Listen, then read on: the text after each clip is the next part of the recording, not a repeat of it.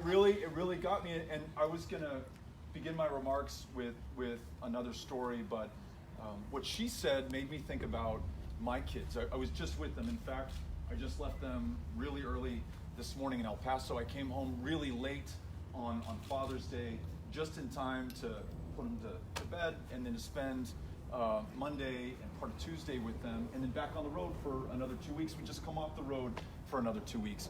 And there is no one that I miss more than those three kids. You've heard me talk about Ulysses and Molly and Henry. They're 12, 10, 8 years old. They're my reason for existence.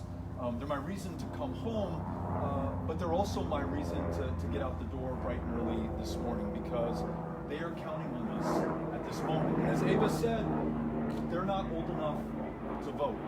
They're not old enough to help make this decision at the ballot box, but they bring an urgency to this.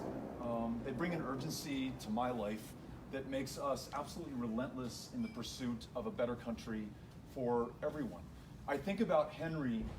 Last year, he was 7 years old at the time, coming home from his day at first grade, and Amy and I'd asked him what he'd been up to that day, and he talked about like it was no big deal, the fact that his first grade teacher huddled Henry and his fellow students into a closet to enact an active shooter drill in preparation for what many of those teachers and those kids who are learning about this as young as first grade believe will be inevitable. A little bit later, in fact, just a few months ago, we were in a middle school in Newton, Iowa. And again, to Ava's point, I mean, none of those middle school students can vote for me or caucus for us in Iowa. Why are we there? They're talking about the most important issues that we could possibly contemplate, including one young woman who through tears says, I'm sick of going to school in the morning, wondering whether I'm gonna come home at the end of the day. And lastly, we were in New Hampshire, talking to a high school student. She's a senior. She will be able to vote in this next election, goes to the biggest high school in New Hampshire, Derry High. And she says that they have active shooter preparation drills every single week. And she knows precisely which bookcase she is going to pull down when that shooter, when that gunman walks in to the classroom. And from all those kids, from the young woman in high school to my son, Henry, who was in first grade, I've got to face their judgment. The fact that this country loses nearly 40,000 people to gun violence every single year. No other country comes even close to this.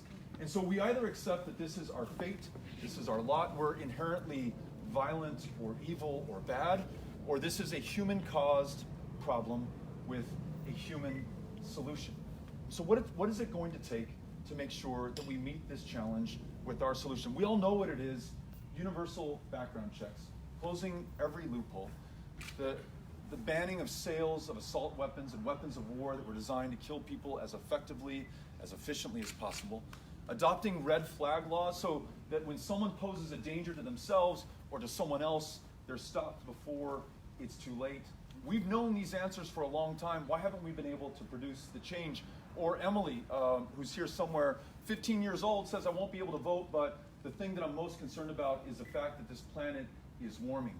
And it's not an act of God or the force of Mother Nature. It is you, it is me, it is all of us, our emissions, our excesses, our inaction in the face of the facts and the science and the truth. And we know the consequences. It's not an abstraction, it's not down the road.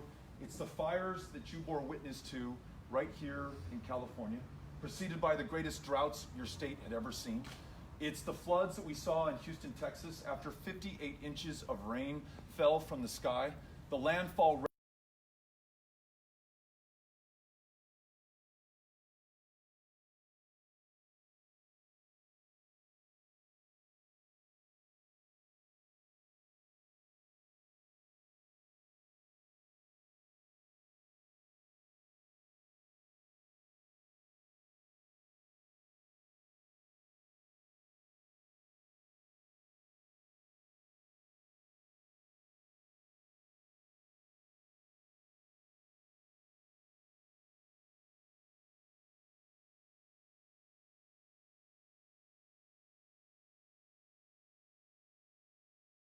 strives to bring awareness to gun violence in the United States. the young people of the Sunrise Movement who are trying to shock the conscience of this country so that we wake up after decades of scientific and even political consensus, but absolutely no action. We've got to bring their voices in, even if they cannot vote. And then we've got to make sure that this democracy, the single greatest mechanism to unleash the genius and the power and the potential of our people, is brought to bear on the greatest set of challenges that we have ever faced. And that's always the way that I've met anything before me in my life. As a small business owner in El Paso, Texas, starting a technology company in perhaps the place that you would last expect to find it, serving on the El Paso City Council for 6 years, holding town hall meetings every single week so that we could listen to and learn from those that I represented and served. And then this Senate campaign that you helped us run across Texas, though we didn't win at the end of the day, we won, as Graham said, more votes than any Democrat had ever won in the history of the state. We won independence for the first time in decades. We listened to people like my mom, a lifelong Republican, and convinced her at the end of the day to vote for me in that election.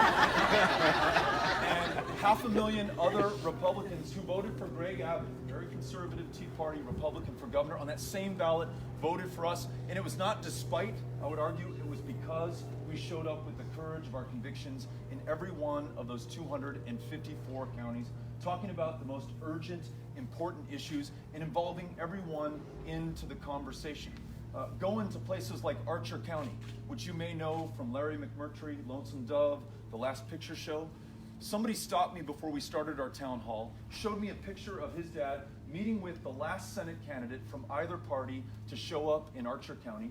It was Lyndon Baines Johnson in 1948, who dropped out of the sky in a helicopter, landed on the courthouse grounds, walked over to the American Legion Hall, and met those and listened and learned from them before he asked for their vote or sought to represent or serve them. It was that kind of grassroots campaign comprised of people, not PACs, that didn't write anybody off no matter how red your town, nor did we take anyone for granted no matter how blue your city. We brought everyone in. And though we did not win, we helped to flip 2 congressional seats long held by Republicans, now represented by Democrats, thereby flipping the House of Representatives. Change the composition of our state legislature on the road to winning majorities at a time that it is fundamental as we redraw the districts in our state. And then in Harris County, home to Houston, Texas, we helped to elect 17 African American women to judicial positions, changing the face of criminal justice in our country's most diverse city. In other words, when you bring everybody in, when you make sure that democracy works for everyone, you can produce absolutely extraordinary results.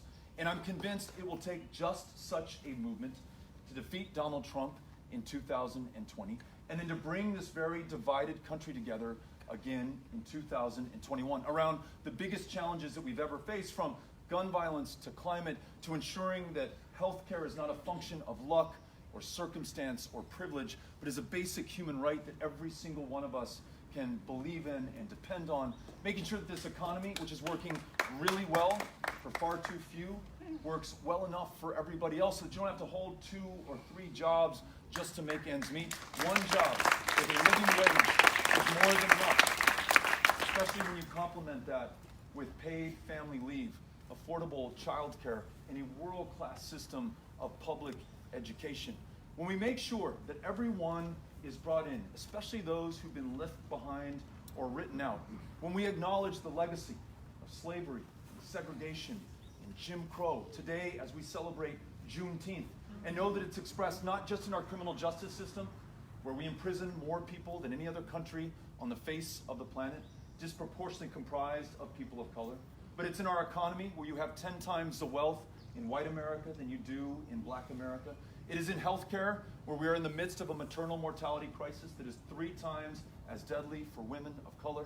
And it's in the classroom, where a kindergarten child is 5 times as likely to be disciplined or suspended or expelled if he is a child of color versus a white child in front of the same teacher, in front of the same classroom.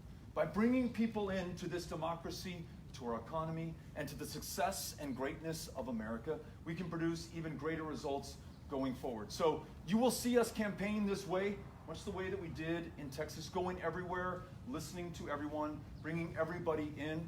You will see us lead a movement of people to defeat Donald Trump and to make sure that this country lives up to its potential and fulfills its promise.